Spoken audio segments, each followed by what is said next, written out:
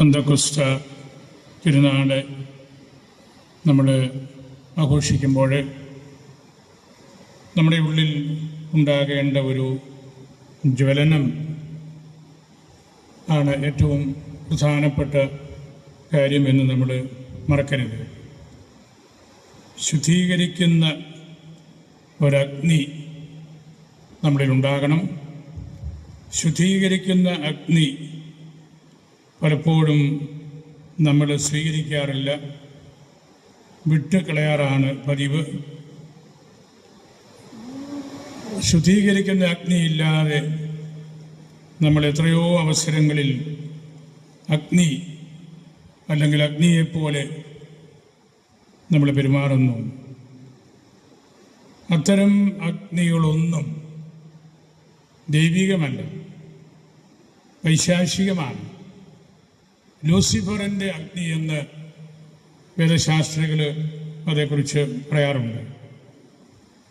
അവിടെ അഗ്നിയാണ് നമ്മൾ കാണുന്നെങ്കിലും ഇരുട്ടാണ്. ഒരു ഉദാഹരണം പറഞ്ഞാൽ, വലിയ നേതാക്കന്മാരുടെ ആരുടെയും ആട്ടെ കോലം കത്തിക്കുന്നു. കോലത്തിൽ ഉള്ള അഗ്നി പൈശാചികമാണ്. അത് ശുദ്ധീകരണമല്ല, അത് പൊള്ളിക്കുന്നതാണ്, വേദനിപ്പിക്കുന്നതാണ്, കളിയാക്കുന്നതാണ്, വിഭജിക്കുന്നതാണ്. അതുകൊണ്ട് നമ്മൾ പെന്തക്കോസ്തായിൽ ആയിരിക്കുമ്പോൾ എല്ലാറ്റിനെയും ഒന്നിപ്പിക്കുന്ന ദൈവത്തിൻ്റെ ആത്മാവാണ് നമ്മളുടെ ശ്രദ്ധാവിഷയം എന്ന് നമ്മൾ തിരിച്ചറിയണം. അതുകൊണ്ടാണ് സഭയുടെ പിതാക്കന്മാർ ഈ പെന്തക്കോസ്ത തിരുനാളിനെ പരിശുദ്ധ റൂഹായെ ഇപ്സെ ഹാർമോണിയ എസ്റ്റ് എന്ന് വിളിക്കുന്നത്. അത് അതിൽ തന്നെ ഹാർമണിയാണ്, ഒരുമയാണ്. നമ്മൾ ആത്മാവിൽ ഒന്നായിരിക്കുന്ന ഒരു സമൂഹം വിഭജിക്കപ്പെട്ട് ഇരിക്കുന്നത് പോലെ, അല്ലെ വിഭജിക്കപ്പെടുന്നത് പോലെ ആകുന്ന സാഹചര്യങ്ങൾ വളരെ വേദനാജനകമാണ്. ആത്മാവ് ഒന്നിപ്പിക്കുന്നവനാണ്. പുതിയ പരിശുദ്ധ പിതാവ് ലയോ മാർപ്പാപ്പ പറഞ്ഞല്ലോ, ഞാൻ ഭിത്തികൾ പണിയുന്നവനല്ല,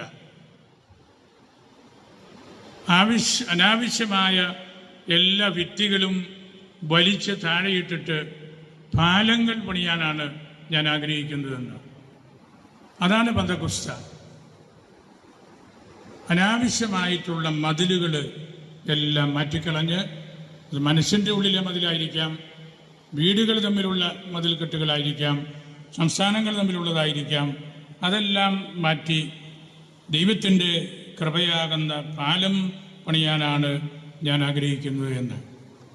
അത് പരിശുദ്ധ പിതാവിൻ്റെ തിരഞ്ഞെടുപ്പിൻ്റെ സമയം മുതൽ നമ്മൾ കാണുന്നതാണ്. ആ ഒരു കൂട്ടായ്മ, പരിശുദ്ധ പിതാവിനെ തിരഞ്ഞെടുത്ത ആ സംവിധാനത്തെക്കുറിച്ച് പ്രോട്ടസ്റ്റൻ്റ് സഭയുടെ തലവൻ അത് കഴിഞ്ഞപ്പോൾ പറഞ്ഞു. അദ്ദേഹം കത്തോലിക്കനല്ല, നമ്മളോടൊക്കെ എതിരായിട്ട് നിൽക്കുന്ന ഒരു വിദേശത്തുള്ള രാജ്യത്തെ ആളാണ്. അദ്ദേഹം പറഞ്ഞു, ഈ കത്തോലിക്ക സഭയിൽ എന്തെങ്കിലും സംഭവിച്ചാൽ അവർ അതിനെ കണ്ടെത്തുന്ന പരിഹാരം നമ്മളും പഠിക്കേണ്ടതാണ്. നമുക്ക് മാർപ്പാപ്പായെ അപ്രതീക്ഷിതമായൊരു സമയത്ത് നഷ്ടപ്പെട്ടു, മരണപ്പെട്ടു. പക്ഷെ അദ്ദേഹം പറഞ്ഞത്, ആ കൃത്യസമയത്ത് ഇത്ര ദിവസത്തിനുള്ളിൽ പുതിയ മാർപ്പാപ്പ വേണം, അതിനുവേണ്ടിയുള്ള ക്രമീകരണങ്ങൾ ആ സഭ ചെയ്യുന്നത് കണ്ടാൽ നമുക്കതിൽ നിന്ന് പലതും പഠിക്കാനുണ്ടെന്ന് അദ്ദേഹത്തിൻ്റെ സഭാമക്കളോട് പറഞ്ഞതാണ്. അതാണ് നമ്മളുടെ കെട്ടുറപ്പ്. അതെല്ലാം ആത്മാവ് നൽകുന്ന സംരക്ഷണമാണ്. നമ്മളാരും വിചാരിക്കാത്ത, ഒരുപക്ഷെ പറയാത്ത ഒരു കർദിനാള് മാർപ്പാപ്പായാകണമെന്നത് ദൈവത്തിൻ്റെ ആത്മാവിൻ്റെ തിരഞ്ഞെടുപ്പാണ്. പലപ്പോഴും മാധ്യമങ്ങൾ കഴിഞ്ഞ മാർപ്പാപ്പായി എടുത്തപ്പോഴും BBC പറഞ്ഞു, അതിനു മുമ്പ് മാർപ്പാപ്പാകാനുള്ള 4-5 പേരുടെ സാധ്യതകൾ ഒരാഴ്ചയായിട്ട് പറഞ്ഞുകൊണ്ടിരിക്കുകയാണ്. ആരും പറയാത്ത ബർഗോളിയാണ് അന്ന് വന്നത്. അപ്പോൾ ആ കമൻറ്റേറ്റർ പറഞ്ഞു, ഇതുവരെ ഒരാഴ്ചയായിട്ട് നമ്മൾ ലോകം തിരഞ്ഞെടുത്ത മാർപ്പാപ്പമാരെ കുറിച്ച് ഇങ്ങനെ പറഞ്ഞുകൊണ്ടിരിക്കുകയായിരുന്നു. എല്ലാ ചാനലുകളും 4-5 പേരുടെ പേരെടുത്ത്. എന്നിട്ട് അദ്ദേഹം പറഞ്ഞ്, ഇനി നമുക്ക് ദൈവം തിരഞ്ഞെടുത്ത മാർപ്പാപ്പയെക്കുറിച്ച് സംസാരിക്കാം. അതാണ് ദൈവത്തിൻ്റെ തിരഞ്ഞെടുപ്പ്. നമ്മളത് എല്ലാം പറയും, അദ്ദേഹമായിരിക്കും ഇദ്ദേഹമായിരിക്കും. ദൈവം തിരഞ്ഞെടുത്ത മാർപ്പാപ്പയെക്കുറിച്ച് പറയാം എന്ന് BBC പറഞ്ഞപ്പോഴും വലിയൊരു പെന്തക്കോസ്തായുടെ സൂചനയാണ് നമുക്ക് നൽകുന്നത്. നമുക്ക് നല്ല ഒരുമിപ്പിൽ എല്ലാവരെയും ചേർത്ത് പിടിക്കാൻ സാധിക്കുന്ന ഒരു ശുശ്രൂഷ. ആത്മാവിന് മാത്രമേ അതതുപോലെ കെട്ടുറപ്പോടു കൂടി ചെയ്യാനായിട്ട് സാധിക്കുകയുള്ളൂ. തെരഞ്ഞെടുത്തു കഴിഞ്ഞപ്പോൾ അതിനുശേഷവും അവർ പറഞ്ഞ കാര്യം, അമേരിക്കൻ പ്രസിഡന്റിനെ ഇരുത്തിക്കൊണ്ടാണ് പറഞ്ഞത്, ഇന്നു മുതൽ ട്രംപ് അല്ല അമേരിക്കയിൽ ഏറ്റവും കൂടുതൽ സ്വാധീനമുള്ള ആൾ, മാർപ്പാപ്പയാണ്.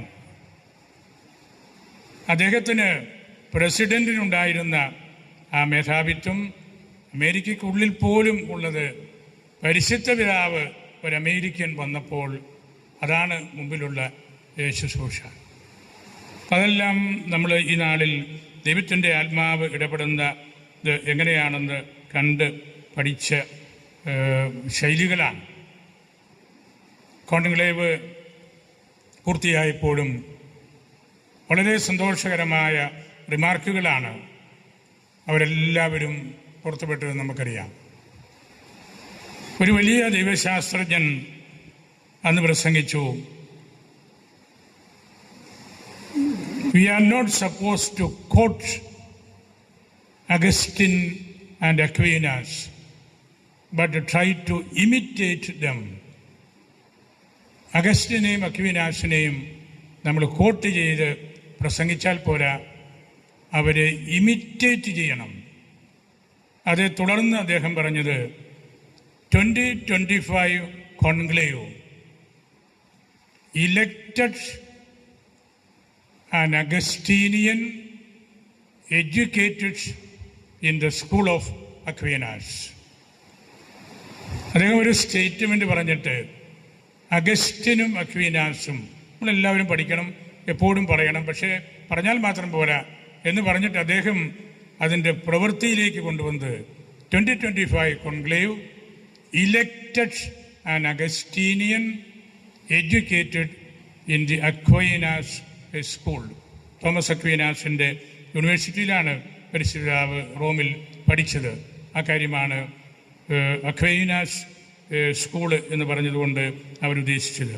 അങ്ങനെ നമുക്ക് വളരെയേറെ ആത്മീയ പ്രാധാന്യമുള്ള കാര്യങ്ങളിലൂടെ സഭയെ നയിക്കാനായിട്ട് കിട്ടിയ പരിശുദ്ധ പിതാവ് തന്നെയാണ് ഏറ്റവും നല്ല കരിസ്മാറ്റിക് ഫിഗർ.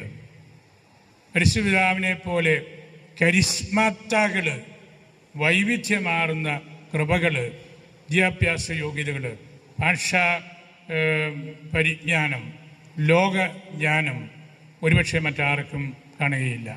അങ്ങനെയുള്ള കരിസ്മാത്താകൾ, ദൈവത്തിൻ്റെ ആത്മാവിൻ്റെ കൃപകൾ നമുക്കും കൂടുതൽ കിട്ടാനായിട്ട് നമ്മൾ പ്രാർത്ഥിക്കണം.